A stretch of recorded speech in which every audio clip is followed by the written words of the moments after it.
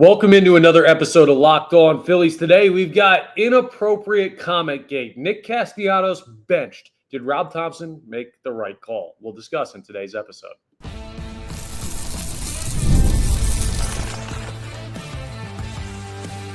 You are Locked On Phillies, your daily Philadelphia Phillies podcast. Part of the Locked On Podcast Network, your team every day.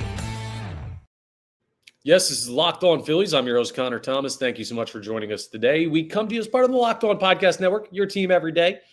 You may know me for some of my other work in the sports talk space. I've been on air over at 97.5 The Fanatic doing sports talk radio for over 5 years now. I've been a credentialed Philadelphia Phillies media member for 4 seasons. This is now my 4th year as the host of Locked On Phillies. Please make sure you're rating, reviewing, subscribing to the YouTube, all that great stuff that really helps us out here on Locked On Phillies. We're available wherever you get your podcasts and on the YouTube. So if you can't watch, listen.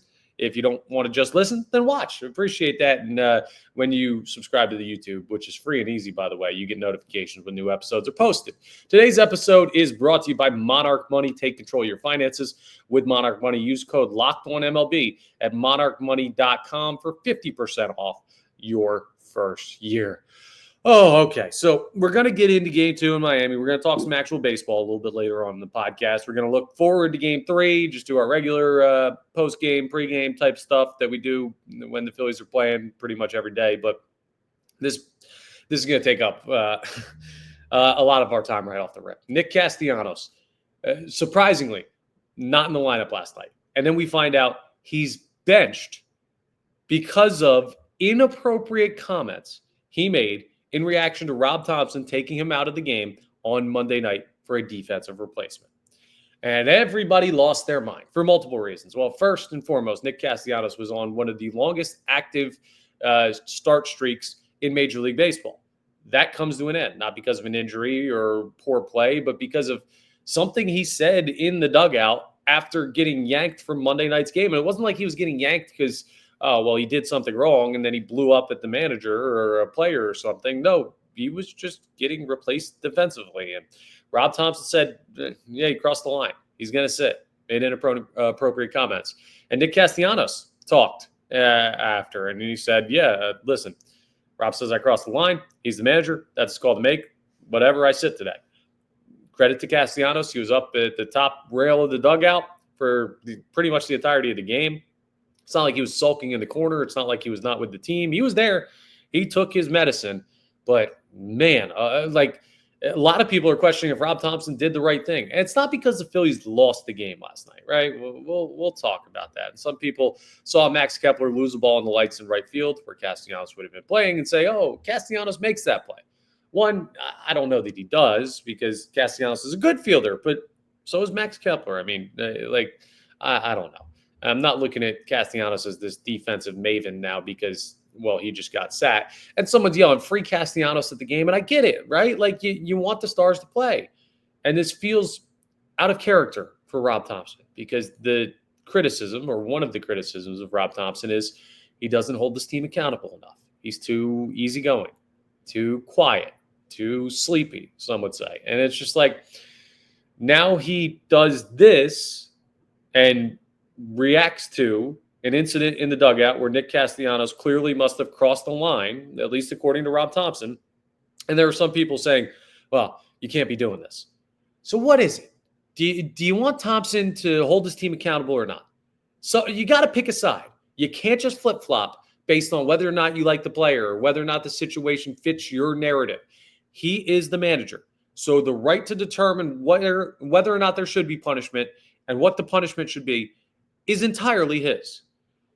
If you want players to be held accountable and punished in some form or another for actions like bad base running, like attitude issues, misplays in the field, like bad performance, any of that stuff. When he does take a player who did something outside of the bounds of how he wants his team to act or play and punishes them, we can't then all be up in arms saying, how dare Rob Thomson sit Nick Castellanos? You got to keep the same energy. Now, was this the right decision by Rob Thomson? I've got to imagine that it was. This is partially assumption. Shake my head a little bit. It's probably mainly assumption, but that's what we have to go on because we do not know the comment that Nick Castellanos made to earn himself this benching. What we know is it came while he was getting defensively replaced, and Rob Thomson said he crossed the line, right? There's nothing expressly stated so far that the comment was directed at Rob Thomson.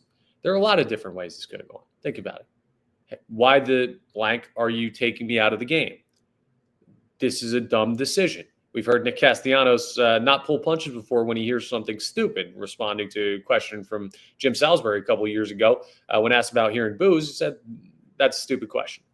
Like he's not afraid to challenge what he sees as stupidity. And Rob Thomson said in his comments, Nick's emotional, and I love that about him, right? But he crossed the line. So I don't get the feeling that there's any bad blood there, which is the most important thing. I don't think this is going to damage the locker room. I don't think there's guys in there like, how can you sit Nick Castellanos? I don't think Casty's in a situation where he's like, I did nothing wrong. Screw this guy. Like, no, it seems like Castellanos in the heat of the moment went too far, said something that either he meant but shouldn't have said or didn't mean and just said it based on emotion. Rob Thomson said, all right, buddy, it's too far. You're sitting tomorrow. And Rob Thomson held his principles, right? There was no, oh, well, he's on this start streak. And maybe some people feel like there should have been.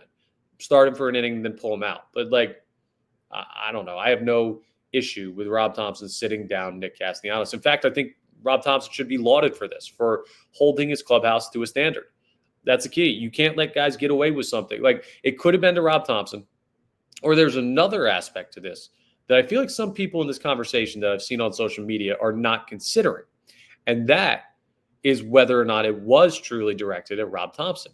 What if it was directed at another player, the guy that was defensively replacing him, or just another player in the dugout, right? Like, it may not have been at Rob Thomson, but if Nick Castellanos comes off the field and Topper's like, yeah, you're done. We're getting a defensive replacement. It's like, that guy stinks. That guy's not nearly as good as me. That guy's not as good defensively. What if his spot comes up? He can't hit water if he fell out of a boat. Well, how does that look if that guy then is again in the lineup the next day without repercussions? We also don't know whether or not this is an ongoing thing. Like, maybe Castellanos has been a little bit of abrasive. And this is, I'm not saying that that's right. I don't want anyone to take this as me building out Castellanos as a villain. I'm not saying that's more likely or less likely. I'm saying it is a possibility. And we do not have more details other than Topper says he crossed the line. Sat him down. Nick Castellanos says, I get it. That's it. And that's probably where the story is going to end, because we're not going to, I'd be surprised, I'll say. I can't say definitively one way or another, but I'd be surprised if we're going to hear exactly what was said by Nick Castellanos that earned him this benching. And that's for the best, because you do want to try and keep that stuff in-house. You don't want to air the player out. You don't want to create drama. If it was about the manager, you don't want there to be this assumed rift. If it was about another player, you don't want there to be this exacerbation by the media of clubhouse issues, if there are any. And I haven't gotten the sense from anybody that there have been clubhouse issues with this team, right? For years, I have not gotten that sense from people that are around the team every day, from my experience being around the team. They seem good. And there's stuff that happens when media is not around that we're not privy to, but it seems like something that people are making more of a big deal out of than they should. And part of that is because Rob Thomson is perceived as this easygoing guy that lets his players just handle their business. And for him to do this, it's surprising, right? It's shocking that he would go far enough to bench for a game one of his better players. Now, there is precedent here. Last postseason, there was a very important player that got sat in the Mets series that the Phillies lost. First round, postseason. No, it's not a June series in Miami with the Marlins. Postseason. Alec Bohm got sat down for his attitude issues. And then the organization tried to trade him because of his attitude issues. So anyone saying, well, this is not how Rob Thomson conducts his business, maybe to him and to the team, behavior is more important than base running or errors, the culture you're trying to build. You're going to make errors. You're going to get thrown out on the bases. You're going to strike out. You're going to have issues. Every baseball player does all of those things. But treating your manager, treating your teammates with respect, treating the game with respect. That may be a non-negotiable for Rob Thomson. If that's something that he's expressed to the team and Nick Castellanos broke that, you sit. Sorry, bro. And Castellanos has been around for a while. I can't imagine this is the first time Castellanos has had a disagreement with somebody on his team or coaching his team, right? We know Nick. We love Nick. But the guy's not exactly warm and fuzzy all the time. And that's okay. He doesn't have to be. But my point is this. I don't think Nick Castellanos is going to mentally deteriorate and collapse because he got sat a game. I ultimately think this is going to blow over pretty darn quickly. And there are a lot of factors as to why this happened when it did. Castellanos is from South Florida. He had a lot of family in attendance. Monday's game, first game of the series, he's probably like, yo, I got mad people here to see me. I want to get out there and I want to play. You're sitting me down. And like Rob Thomson said in his comments about this as well, Nick wants to play every inning of every game. And that's a good thing. And it is. But sometimes you let the emotion of wanting to be out there get in the way. He questioned the manager's decision, whether that was criticism directed at Rob Thomson specifically or a player. We don't know, and we may never know. But ultimately, crossed the line, benched. We'll see if he's back in the lineup today. I imagine he will. That's just the reality of the situation. And credit to Rob Thomson for standing his ground and making sure that he's not like this pushover doormat to players. Like at some point, you got to stand up and be like, yo, I'm the boss. I might be a fun boss. Yeah, right. But I'm not just going to let you say whatever, whenever, if it's in like detriment to the detriment of the team. So anyone who's crying about Rob Thomson saying, oh, he's soft, whatever, we don't know who said. So you can't make that determination. All we know is Topper said he crossed the line. That was his punishment. We move on. And it's not as big of a deal as I think a lot of people are making it. But it is, of course, something that was a lightning rod story last night, today on Sports Talk Radio. And I was part of that on the morning show, Kincaid and South Tunis over on 97.5 The Fanatic. So had to talk about it. But I don't think this is the start of bigger issues. I think Rob Thomson handled this properly. I think Nick Castellanos handled this properly after initially causing the problem that got him in trouble. I think the Phillies will be just fine. Now, that's that conversation. Last night's game, they were not just fine. They lost 8-3. We're going to talk about the actual baseball being played and where there are some question marks as far as that's concerned coming up next as we continue today's episode of Locked On Phillies. Let's talk Monarch Money because this has happened to all of us. Maybe you check your bank account and wonder, where did all my money go? Between dining out, online shopping, and entertainment, it's easy to lose track. That's where Monarch Money comes in, your personal CFO, giving you full visibility and control over your finances. Monarch Money isn't just a budgeting app. It's so much more than that. It's a complete financial command center where you can track all your accounts, investments, and spending in one place. So you stop just managing your money and start building wealth. And instead of juggling multiple apps and having all these things on your phone where you try and find all this information, you can use just Monarch Money to check your finances, track spending, and even plan long-term goals. All these things that in the past would have taken 3, 4, 5 apps on your phone. And it also makes it easy to manage money with your partner. It's smoother than ever with Monarch Money. You can track shared and personal accounts, set goals, and stay on the same page without the stress. Collaboration is easy. So take control of your finances with Monarch Money. Use code LOCKEDONMLB at monarchmoney.com for 50% off your first year. That's monarchmoney.com, code LOCKEDONMLB for half off your first year. Again, go ahead and check them out at monarchmoney.com. Let's talk actual baseball, shall we? Feels like we did a Real Housewives episode to start, and that's, I guess, what it turned into with all the inappropriate comments gate. God only knows what was said. It could have been innocuous, could have been the most vile thing ever, whatever. Baseball still has to be played. It's not football where you get 6 days to talk about this before you play next Sunday. No, Phillies go again tonight. They lost last night. They had to play without Castellanos by manager decision.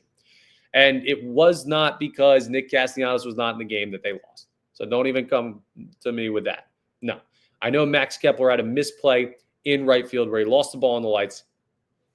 What do you want me to say? Think Castellanos is the world's best outfielder? He's not. They're both okay, right? And we talked about that. But Jesus Luzardo had an okay start. I was expecting better from him down there in Miami. Listen, you're playing the team that traded you away. There's some motivation there to prove them wrong. Some weird stuff on the broadcast, though. You heard Tom McCarthy and John Kruk talking about Luzardo. Last night was game 6 of the Stanley Cup Finals, and the Florida Panthers ended up winning the series. Congratulations to the Panthers. Check out Locked On Panthers for a little bit more there down there in the Puck Talk department. We got coverage of everything here on the Locked On Podcast Network. But Luzardo from South Florida, big Panthers fan. Loves his ice hockey, apparently. And he was saying before the game how he's like going to hurry up and pitch well so he can figure out what's going on with that game. And then he also had like a family dinner planned, like a birthday party planned for a family member. And I'm not saying, well, Luzardo doesn't have his priorities straight. I'll tell you this right now. It's easy for me to say from this seat, not being a professional baseball player. Let's say I pitched for the Milwaukee Brewers and we had a game and the Eagles were playing the Cowboys on banner night like they're going to do. I'm a huge football guy. I'm a Philadelphia sports fan. I'd have my mind on the Birds a little bit. If I had family dinner after that too, that would just add to it. These are the natural things that happen. And it happens when you go to players' hometowns and they have family in town. It might have caused Nick Castellanos to have a bit of an outburst, and it may have caused Jesus Luzardo to be a little bit unfocused last night. I'm not going to crush him over it. He didn't have the world's worst game, but he also didn't have the world's best game. He went 5 innings, allowed 6 hits, 4 earned runs, 4 walks, 4 strikeouts. It's not great. It's not as bad as, 10, 11, 12 runs, 8 runs, like his stretch that he had. I still think it was a fine start from him. He did not get the loss in the game, I don't believe. Actually, he did get the loss in the game. I apologize. Because of the inherited runs that Tanner Banks had that scored for Jesus Luzardo. But part of the question surrounding this game is not just Rob Thomson's decision to sit Nick Castellanos. No, it was Thomson's decision to send Jesus Luzardo back out for the 6th inning. He looked like he was struggling in the 5th to me. And Topper sends him back out there in the 6th, and he puts the first 2 guys on. And all of a sudden, Tanner Banks is coming in with no outs, runners on first and second, and you feel like he's almost guaranteed to give up a run. Well, he gave up a handful of runs. He gave up 1 that he was credited with, but he gave up 3 altogether. Then Joe Ross comes in for the next inning, and he gives up 1. Then Michael Mercado comes in for the next inning, and he gives up 2. The bullpen's an issue.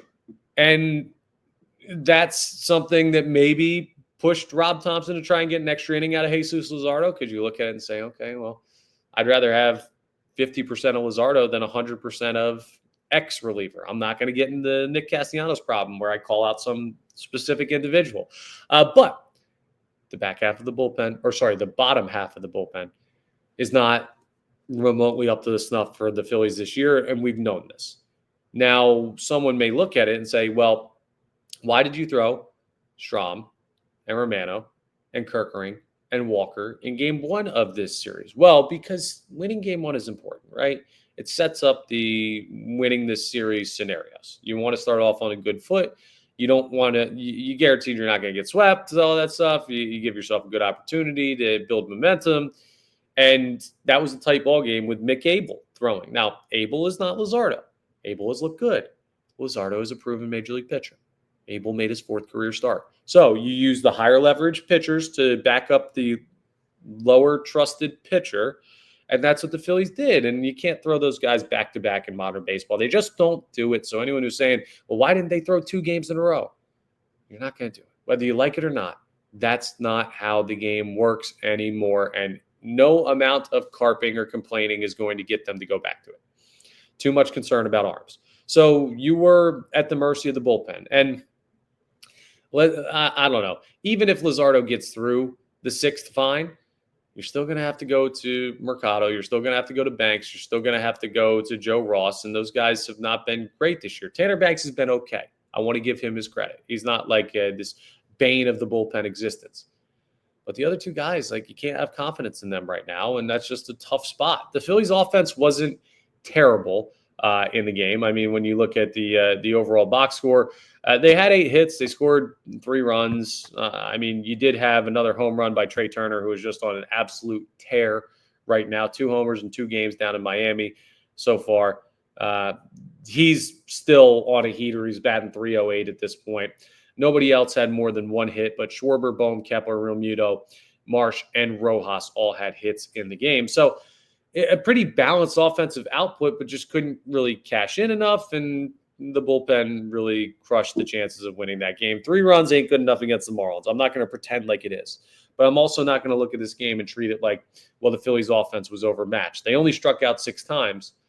They just, I don't know, one of those sleepy games in Miami where the bullpen did you in. And the offense never really got totally going. And that's going to happen over the course of 162. But last night, it was a pressure point because of the Castellanos decision. So a lot of people were upset they lost the game because a lot of people were upset Castellanos wasn't playing. And it's all this stuff rolled into one. But at the end of the day, that will be another game that we just kind of go by the way. If Castellanos was out there in right field, they probably still lose that game. And nobody is talking about it any more in depth. And I probably would have a much tougher time putting together an episode today to take you behind the curtain because there wouldn't be much to talk about. So I guess in some ways, thanks, Casty, for saying random stuff to Rob Thomson that becomes this big news story that gives people content. But outside of that, no good's going to come of that. It's time to just leave it in the past and move on, just like last night's game. But the beautiful thing about baseball is there's a new game almost every day. And tonight, the Phillies at 6:40 will have a chance to bounce back against the Marlins. I expect them to do just that. I expect a great performance on the mound. And we'll talk about the guy who's towing the rubber for the Phillies tonight and why Ranger Suarez, hey, he's kind of in the same camp as a couple Phillies hitters. What do I mean by that? I'll explain coming up next as we wrap up today's episode of Locked On Phillies. I need to be real with you for a second. Coffee, it's not just a drink. It's a ritual. It's a lifeline. It's that thing that gets you from half asleep to fully functioning. Could you imagine going through a day without coffee?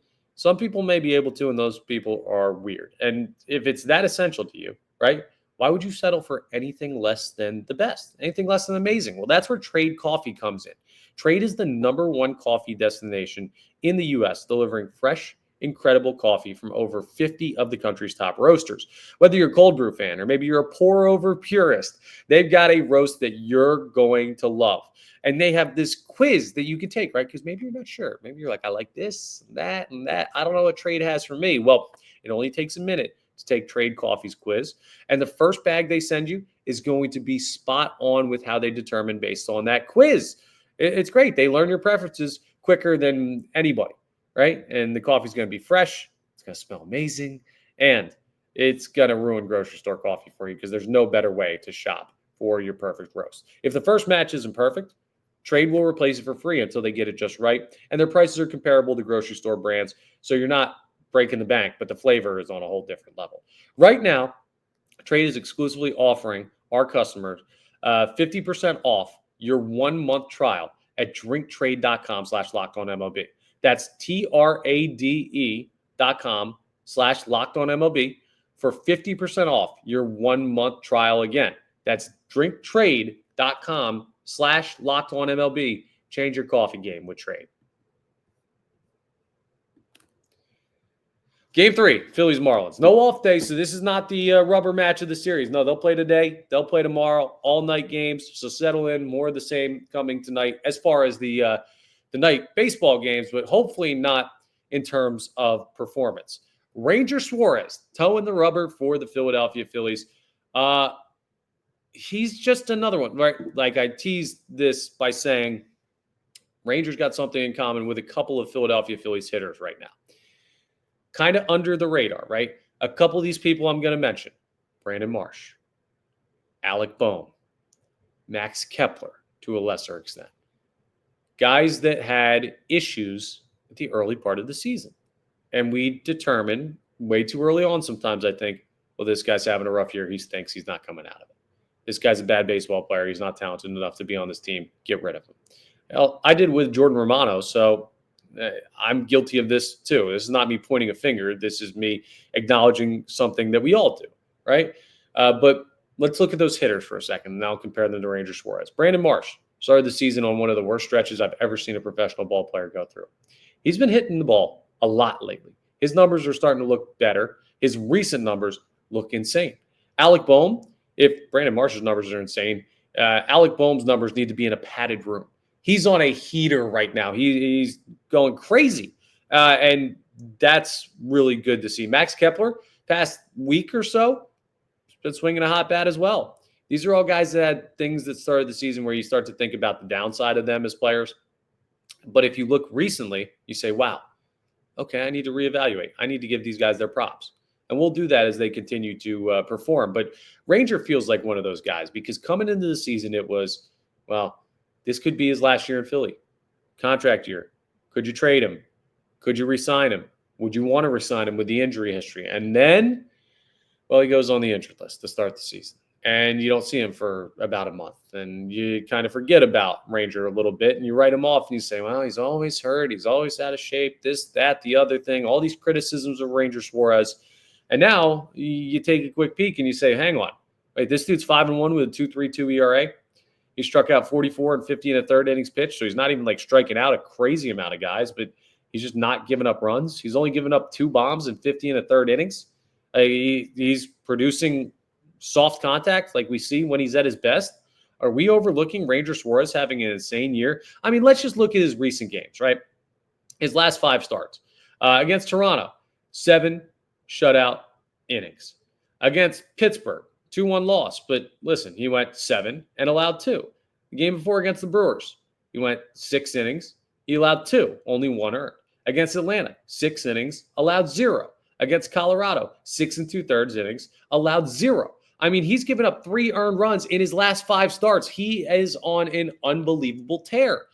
And we haven't really talked about it much because, one, the baseline for the Phillies rotation is pretty much you got to be a Cy Young and have a 7-inning shutout start to make any type of impact on this fan base. And that's not me coming after the fan base. No, it's just the bar is so high because everybody in this rotation is so good right now. But Ranger is a guy that you should feel very comfortable with on the mound, especially against this Marlins lineup, is my point in bringing up all of that. Then he's going to face Adam Mazur, who has, in his career, 33 2/3 innings pitched and 28 earned runs. This guy, flat out, by his numbers, all due respect, by his numbers, he may end up a Philly one day. I don't want him coming after me if he's a Locked On Phillies listener. I appreciate everyone out there who is, listener or viewer. His numbers say he flat out stinks. Righty, 24 years of age, born in 2001. God, doesn't that make me feel old? But he's got 8 starts in his major league career, and he's just like giving up almost a run an inning. If the Phillies don't go out and torch this guy tonight, I'll be majorly disappointed. This is like a must-have game. Not that it matters all that much whether they win or lose, because if you split the series with the Marlins or if you win 3 of 4 from the Marlins, the conversation after the series is still going to be the same. Well, it's all about what they do against the Mets. We know this. By the way, shout out the Braves. Not normally a big Braves guy, very anti-Braves actually, but they took down the Mets in a comeback victory last night. So yesterday, all of that worry that we had about Castellanos losing the Marlins, blah, blah, blah, blah, bullpen, this, that, the other thing, offense, blah, it's a wash. The Phils are still 2 games back in the division. They win tonight, the Mets lose, they're 1 game back. They win the next 2, the Mets get swept. Next thing you know, you're even playing a 3-game series at Citizens Bank Park. Or even if you win the next 2, the Mets lose the next 2, you're more likely than not heading into this weekend series where you could take the lead in the division by just handling your business against the Mets, right? So it's not a major spot in this game. But all that going into my conversation of why it's not like a quote-unquote must-win, but this is there's no way the Phillies are losing this game. They're just not. They're not going to lose this baseball game. I'm telling you right now. Listen to your old pal Connor. With Ranger on the mound, with Mazur on the mound for the Marlins, who is just like his numbers are abysmal. This is not going to be one of those situations where the Phils go out and they face this guy and they haven't seen him and he's this young pitcher, so there's not a lot of tape on him. So he goes like 6 shutout. The Phils are going to be just fine. The other thing to watch for in this game is, well, Castellanos. See if he's back in the lineup. See what his demeanor is like. See how his teammates treat him. All of this stuff. We'll be watching Cassie very closely tonight if he's in the lineup, and I expect him to be in the lineup. Rob Thomson didn't say we're sitting him for a week. He said he's not playing tonight. That doesn't say anything about tonight, right? So I'd expect him to be back, but maybe motivation there too. I want to watch his at-bats. I want to watch his fielding, everything, just to kind of see where he's at mentally, physically, all of that stuff after having the night off. First time having a night off on a game day in, man, 2 seasons basically, or a season and, almost 2 seasons really for Nick Castellanos. So something to keep an eye on there. Cassie's going to continue to be the big story, but the Phils need a win. They'll get one tonight, I think. Even though they dropped one last night, it was just kind of one of those blip on the radar games. Not overly worried about anything trending from that we didn't already know. That covers the bullpen, folks. So we'll see what the Phils can do. Either way, we'll be talking about it on tomorrow's episode, as well as any Castellanos updates. But that's all for today's episode of Locked On Phillies, if I can get my words out. We are, once again, part of the Locked On Podcast Network, your team every day. And please make sure you're rating, reviewing, and subscribing to the YouTube. All that great stuff really helps us out. I'll talk to you tomorrow on our next episode.